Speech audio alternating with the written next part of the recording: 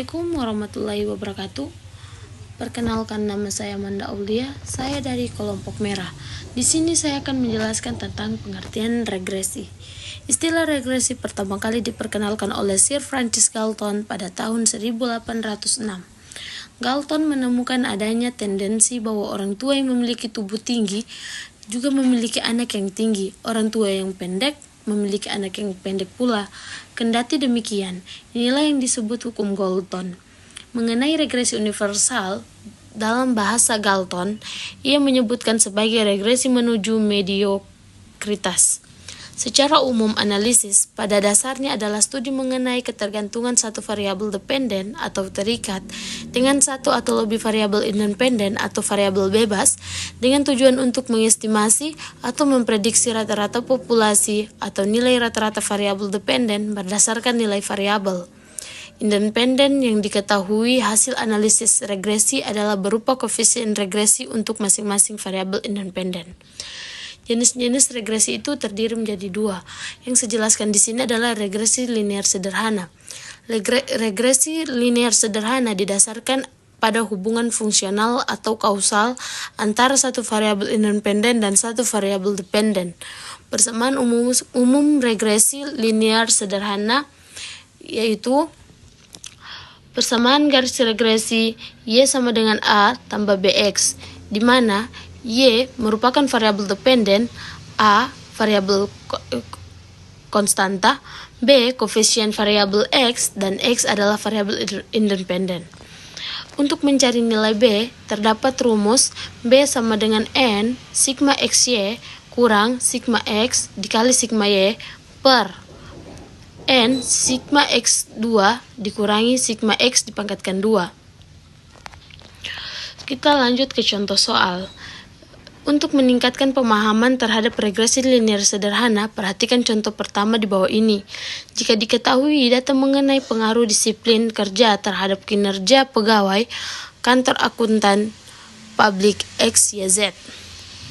Kita lihat tabel yang di samping, di mana terdapat 9 data yang disiplin kerjanya itu terdapat angka 54, 42, 47, 45, 41, 38, 28, 47, 56, 22. Terus data kinerjanya itu yang pertama ada 62, 58, 60, 58, 58, 43, 40, 59, 65, 35.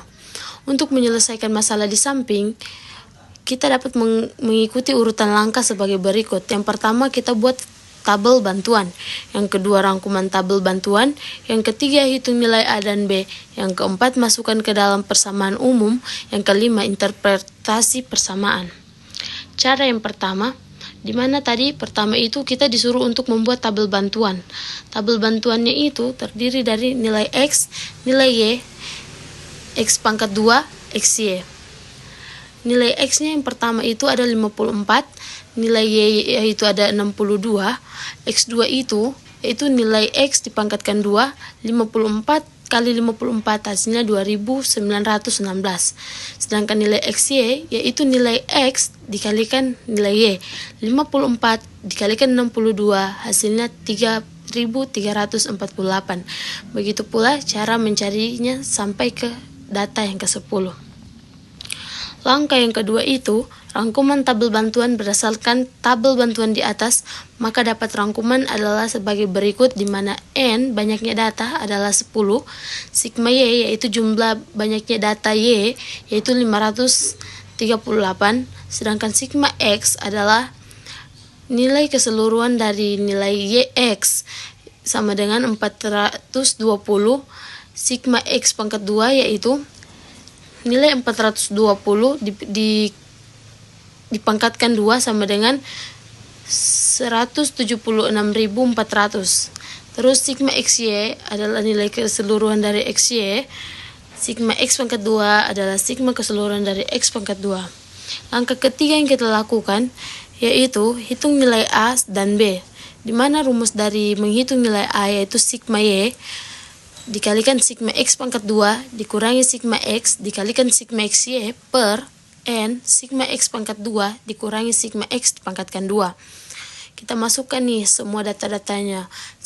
sigma Y yaitu 538, sigma X pangkat 2. Masukkan semua datanya, kita masukkan semua datanya, kita masuk ke langkah yang kelima, yaitu interpretasi persamaan umum.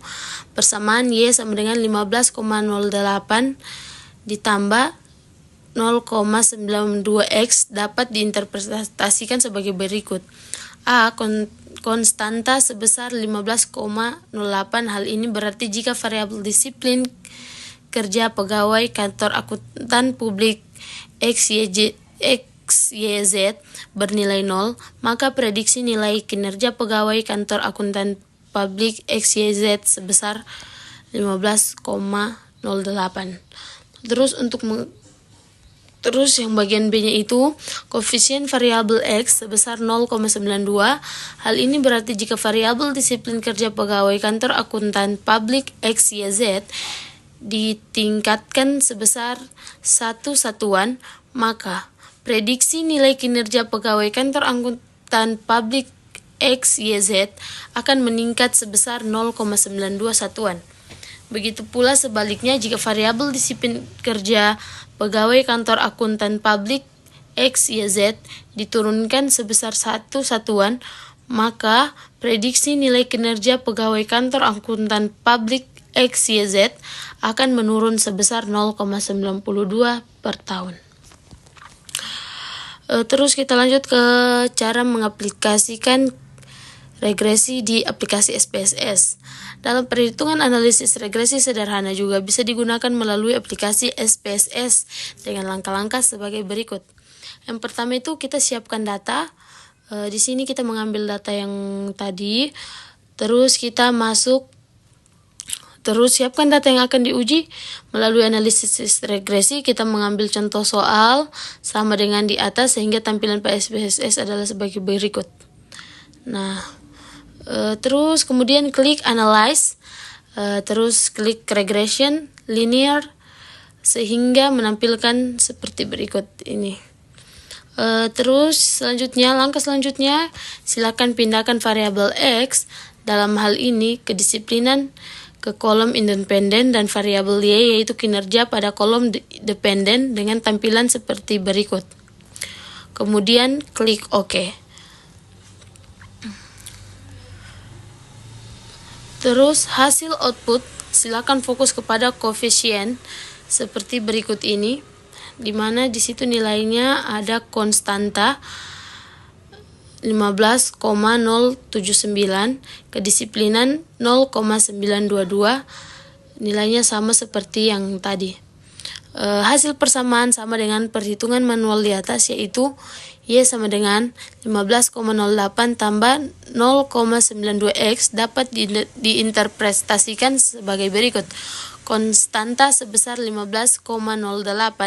Hal ini berarti jika variabel disiplin kerja pegawai kantor akuntan publik XYZ bernilai 0, maka prediksi nilai kinerja pegawai kantor akuntan publik XYZ sebesar 15,08.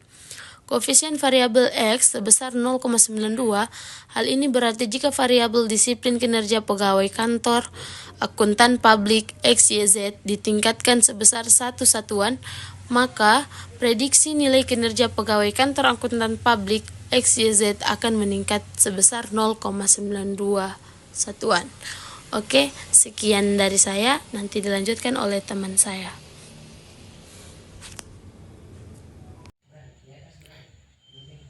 Regresi ganda. Analisis regresi ganda digunakan oleh peneliti bila peneliti bermaksud meramalkan bagaimana keadaan atau naik turunnya variabel dependen atau kriterium bila dua atau lebih variabel independen sebagai prediktor dimanipulasi di naik turunkannya nilai. Jadi, analisis regresi ganda akan dilakukan bila jumlah variabel independen minimal 2. Persamaan regresi untuk dua prediktor itu adalah Y sama dengan A tambah B1 X1 tambah B2 X2. Untuk 3 prediktor, Y sama dengan A tambah B1 X1 tambah B2 X2 tambah B3 X3. Adapun untuk N prediktor adalah Y sama dengan A tambah B1 X1 tambah B2 X2 tambah B3 X3 dan tambah B4 X4. Untuk bisa memuat ramalan melalui regresi, maka data setiap variabel harus tersedia. Selanjutnya, berdasarkan data itu, peneliti harus dapat menemukan persamaan regresinya melalui perhitungan. Contoh perhitungan manual. Contoh perhitungan manual. Seorang peneliti ingin mengetahui pengaruh motivasi belajar, minat belajar terhadap prestasi belajar matematika. Data peneliti berjumlah 12 siswa. Data secara lengkap dapat dilihat pada tabel di bawah ini. Adapun motivasi belajar dan minat belajar adalah X1 dan X2 yaitu variabel bebas, sedangkan prestasi belajar matematika adalah Y variabel terikat. Pertanyaannya, tentukan persamaan regresi linear berganda dengan 2 prediktor. Yang kedua, buktikan apakah ada pengaruh motivasi dan minat belajar terhadap prestasi belajar. Nah, yang pertama kita harus membuat hipotesis penelitian H0 dan H1. H0 tidak ada pengaruh motivasi dan minat belajar terhadap prestasi belajar matematika. Sedangkan H1 ada pengaruh motivasi dan minat belajar terhadap prestasi belajar matematika. Yang kedua, kita membuat hipotesis statistik. H0 dia beta sama dengan 0, sedangkan H1 beta tidak sama dengan 0. Yang ketiga itu menentukan taraf signifikansi. Yang keempat menentukan ujian digunakan, yaitu regresi linear berganda atau 2 prediktor. Yang kelima itu kaidah pengujian. Jika F hitung lebih besar dari F tabel maka H0 diterima. Jika F hitung lebih kecil dari F tabel maka H0 diterima. Dan yang terakhir itu adalah menentukan persamaan linear berganda.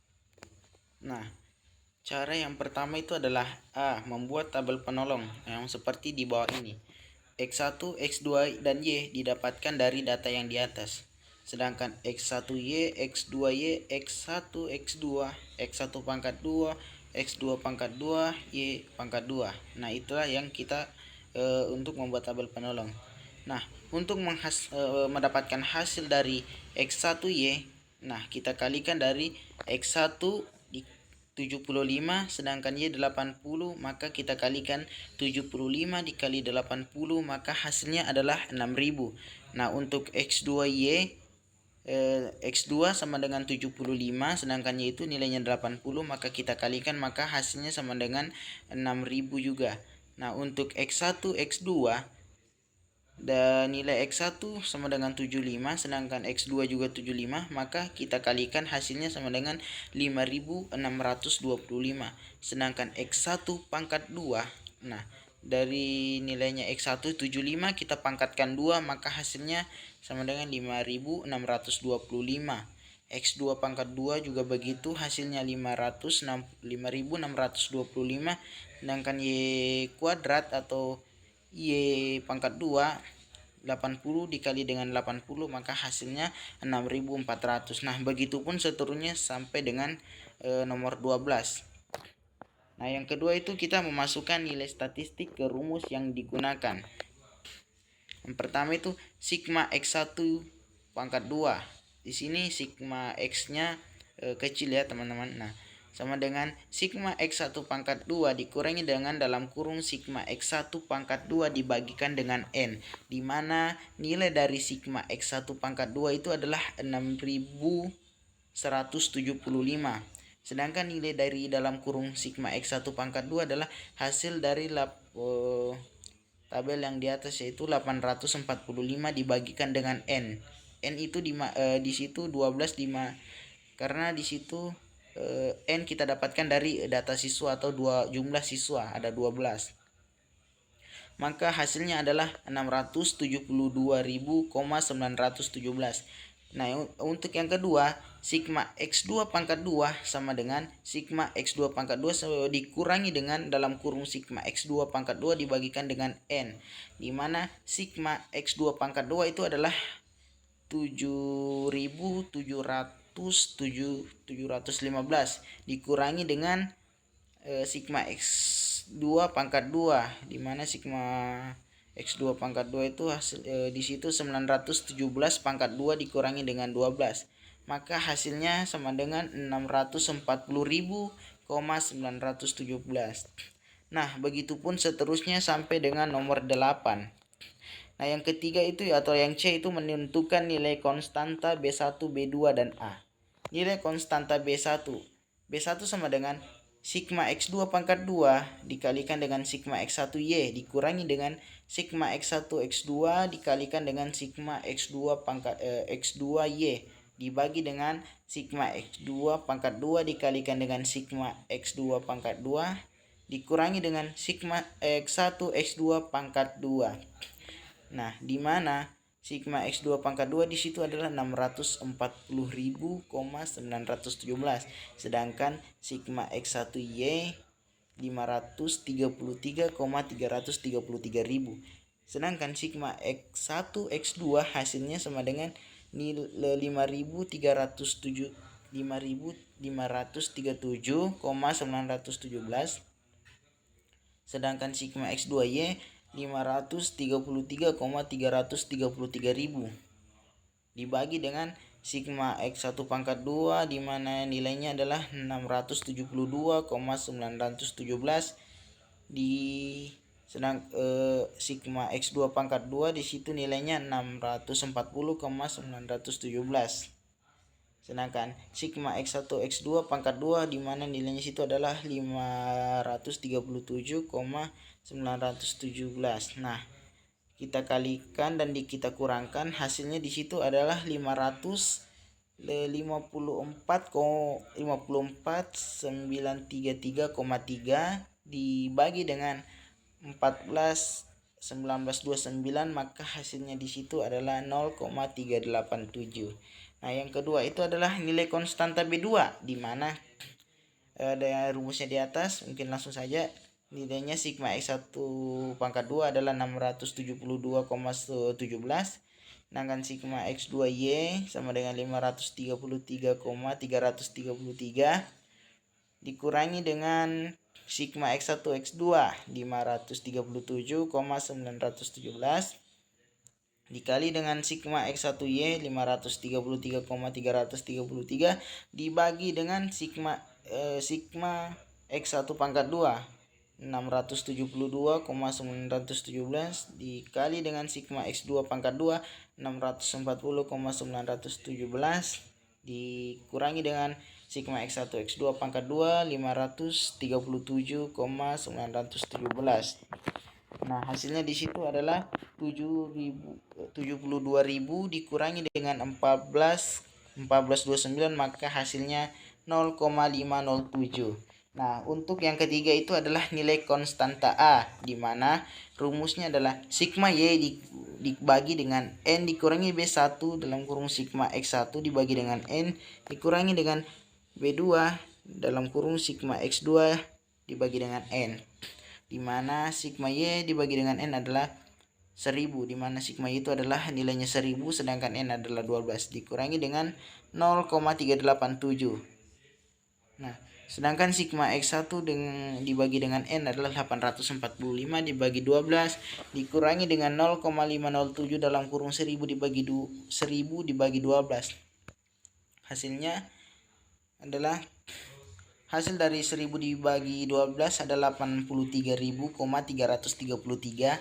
Hasil dari 845,12 adalah 27.251. Sedangkan hasil dari 1000 dibagi 12 adalah 38,766. Kita kurangi semuanya maka hasilnya adalah 17.313. Sedangkan dia adalah persamaan regresi linear berganda.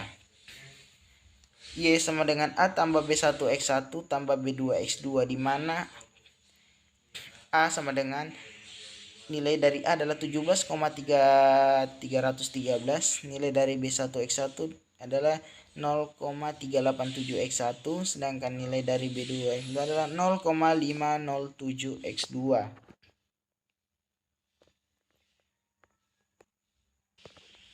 Nah, selanjutnya kita menghitung nilai korelasi.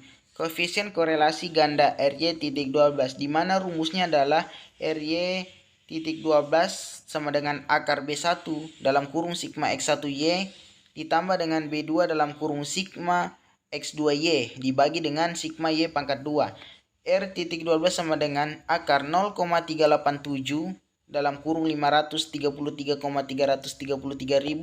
ditambah dengan B2-nya itu adalah 0,507, sedangkan sigma X2Y-nya sama dengan 533,333 dibagi dengan sigma Y pangkat 2, di mana sigma Y pangkat 2 itu adalah 666,667.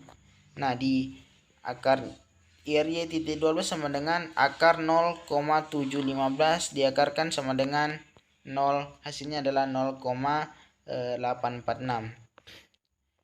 Nah, kemudian yang kedua itu adalah koefisien korelasi parsial RY1.2.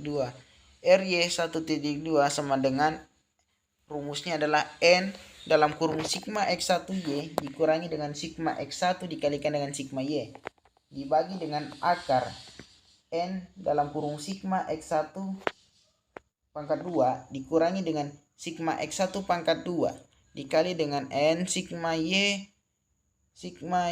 pangkat 2 dikurang dengan sigma Y pangkat 2, di mana hasil nilai dari N sigma X1Y adalah 12, di mana nilai dari N itu adalah 12, sedangkan dalam nilai dari sigma X1Y adalah 70950 dikurangi dengan nilai dari sigma X1 yaitu 845, nilai dari sigma Y adalah 1000. Kita dibagikan dengan akar N sigma X1 pangkat 2, di mana N di situ adalah 12, sedangkan sigma X1 pangkat 2 itu adalah 60175, sedangkan nilai dari dikurangi dengan akar sigma X1 yaitu 845 pangkat 2 dikalikan dengan N itu ada 12, sedang di dalam kurung sigma Y pangkat 2 atau 84.000 dikurangi dengan sigma Y pangkat 2 yaitu 1000 di pangkat 2, maka hasilnya di situ adalah 604.600 dibagi dengan akar 664.60000, sama dengan hasilnya adalah 0,796. Nah, yang ketiga itu adalah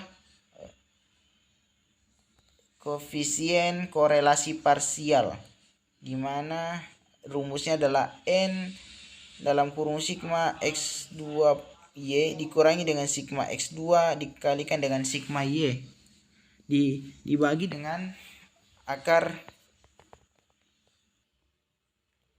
Nah, begitupun seterusnya hingga kita mendapatkan hasilnya. Nah, yang kedelapan itu adalah menghitung nilai koefisiensi determinasi.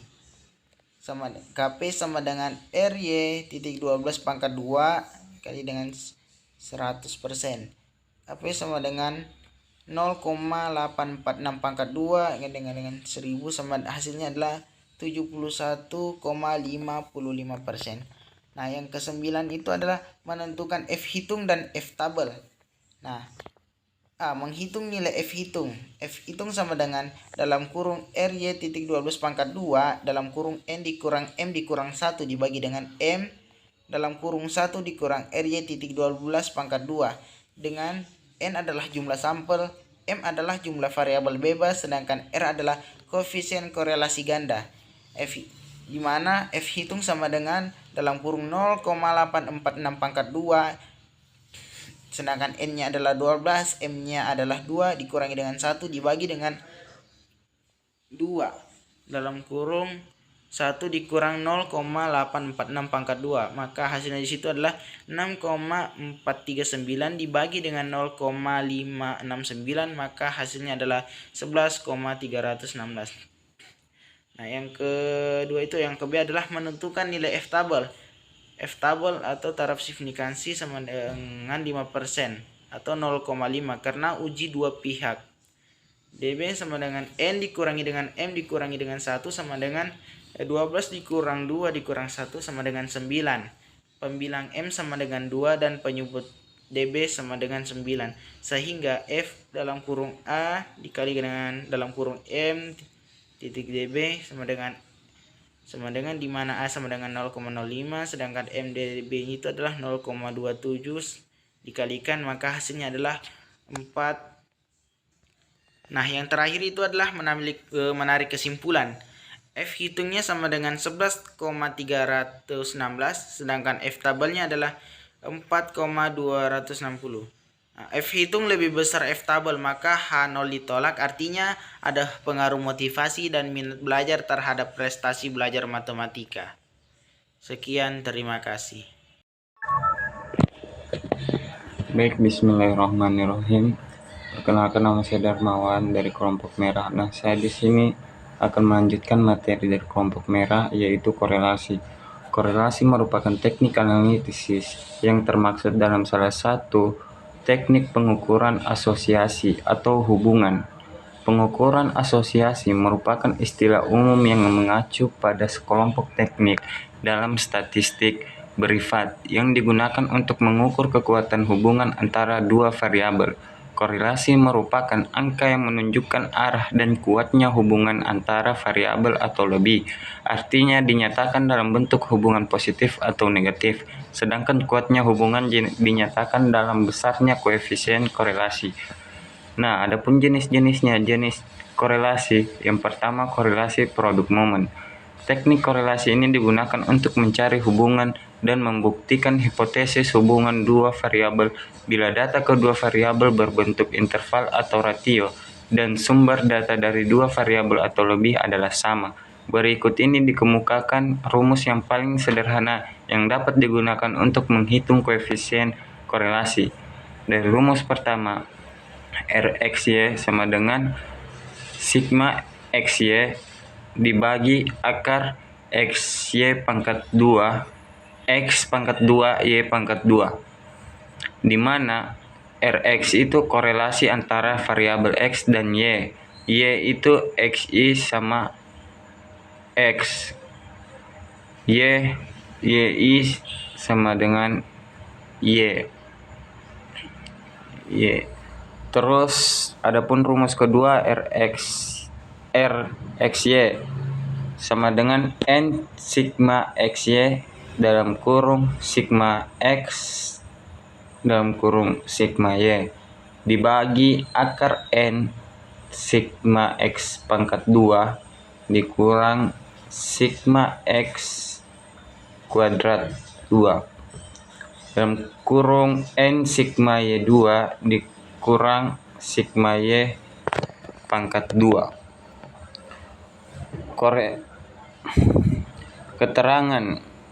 Adapun keterangannya, RXY koefisien validitas, N banyaknya subjek atau data, X nilai pembandingan, Y nilai dari instrumen yang akan dicari validitasnya.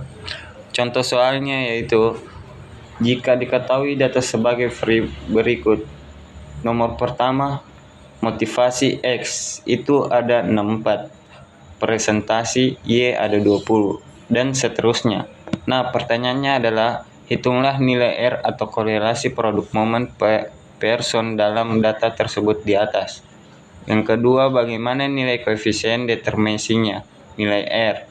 Yang ketiga, uji hipotesis apakah hubungan yang signifikan antara motivasi dan presentasi dalam data di atas, lengkap dengan langkah-langkah hipotesis yang baik. Nah, adapun penyelesaiannya, yaitu gunakan tabel penolong dalam menentukan nilai R atau korelasi produk momen person seperti berikut. Nah, ada tabel di bawahnya itu. Karena nilai dari R didapatkan adalah 0,93, maka sesuai dengan tabel interpretasi korelasi tertolong sangat kuat sehingga bisa disimpulkan variabel motivasi terdapat presentasi mempunyai hubungan yang kuat. Bagian 2, koefisien determinasi atau bagian B. Dalam kurung R sama dengan R pangkat 2 sama dengan 0,9 pangkat 2 sama dengan 0,86 sama dengan 0,86 kali 100%, itu hasilnya 86%. dari tabel di atas, maka bisa diselesaikan melalui rumus berikut. Seperti yang saya sebutkan pertama itu rumusnya R sama dengan nilai data sigma XY dikurang sigma X sigma Y dibagi akar N atau data sigma X pangkat 2 dalam kurung sigma X kuadrat 2 akar N atau data sigma Y pangkat 2 dikurang sigma Y kuadrat 2. Itu hasilnya R sama dengan 10 kali 22.914 dikurang 725 kali 300 dibagi akar 10 kali 53,97 kurang 205 pangkat 2 kali 10 kali 10.102 dikurang 300 pangkat 2. Nah, hasilnya itu 124.12493,93 dibagi itu 11.640 dibagi 12493,93 itu hasilnya 0,93. Artinya adalah sebanyak 86% variabel presentasi dipengaruhi oleh variabel motivasi, namun sisanya adalah 14% dipengaruhi oleh variabel lain yang belum didefinisikan.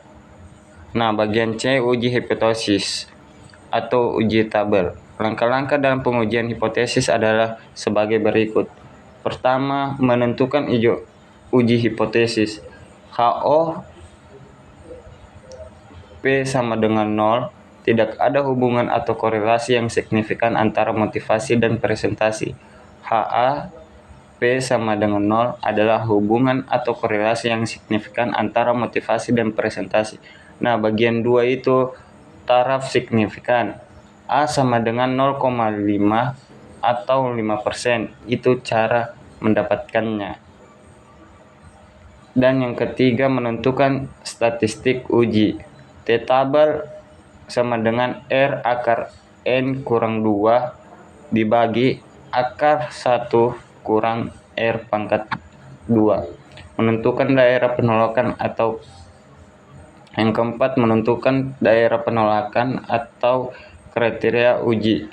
HO ditolak jika T hitung mutlak lebih tabel dalam kurung A N kurang 2. Perhitungan R sama dengan 0,9, T-nya sama dengan 0,9 akar 10 dikurang 2 bahagi 1 kurang 0,93 pangkat 2. Dan hasilnya itu 7,25.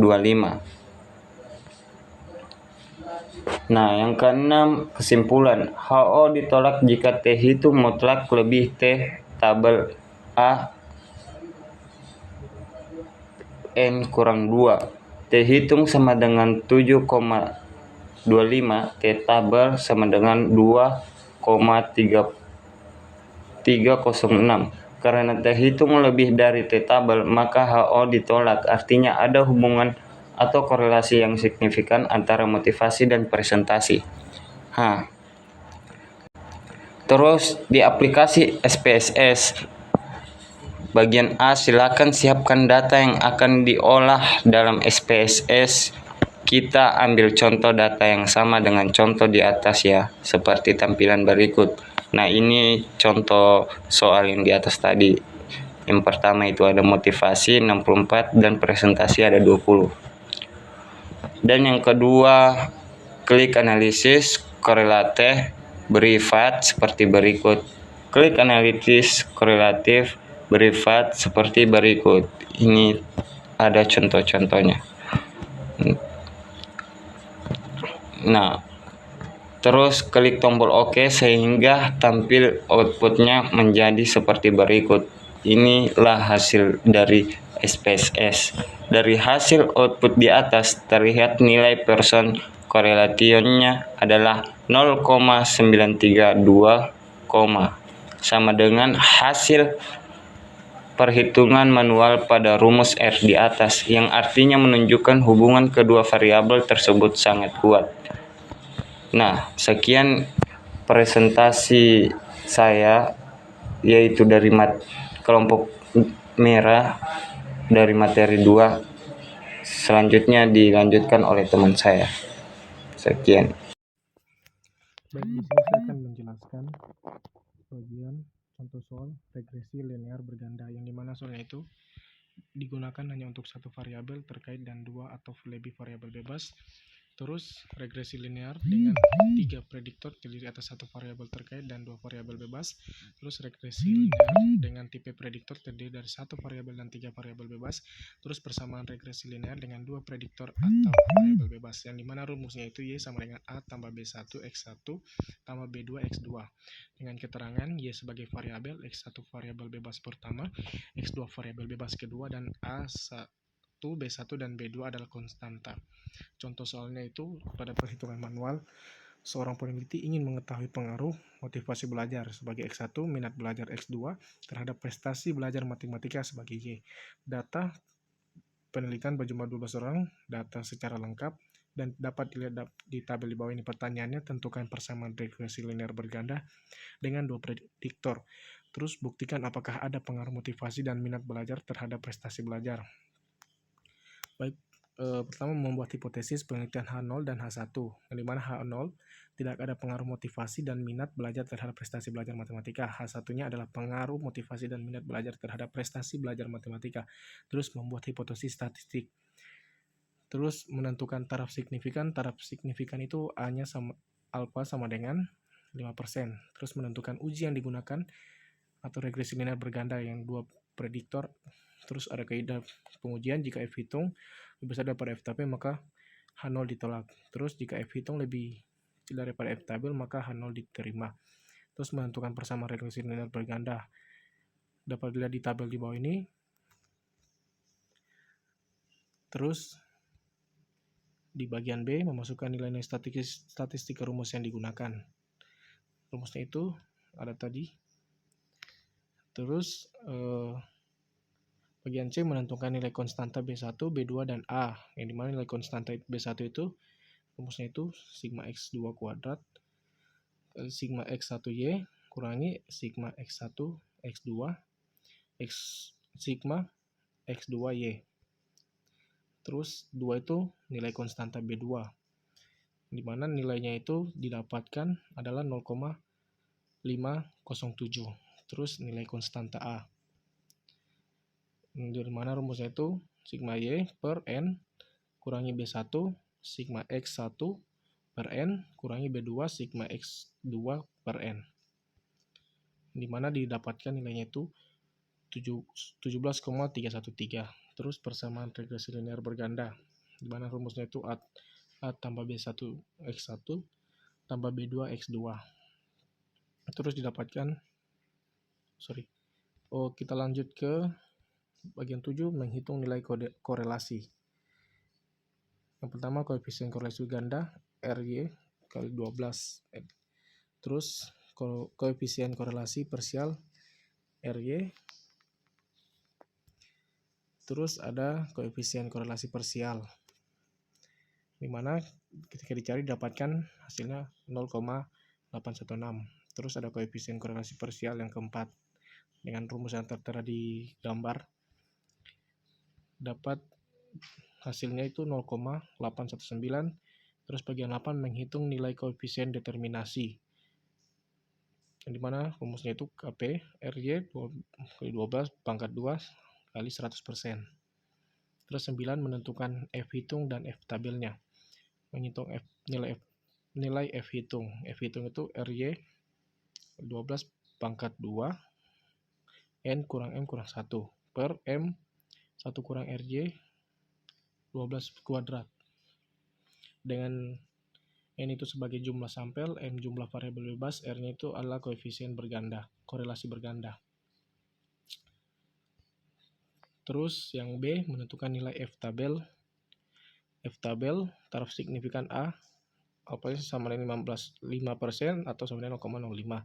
Karena uji dua pihak, total DB sama dengan N kurang 1 sama dengan 12 kurang 2 kurang 1 sama dengan 9. Pembilangan M sama dengan 2 dan penyebut DB sama dengan 9.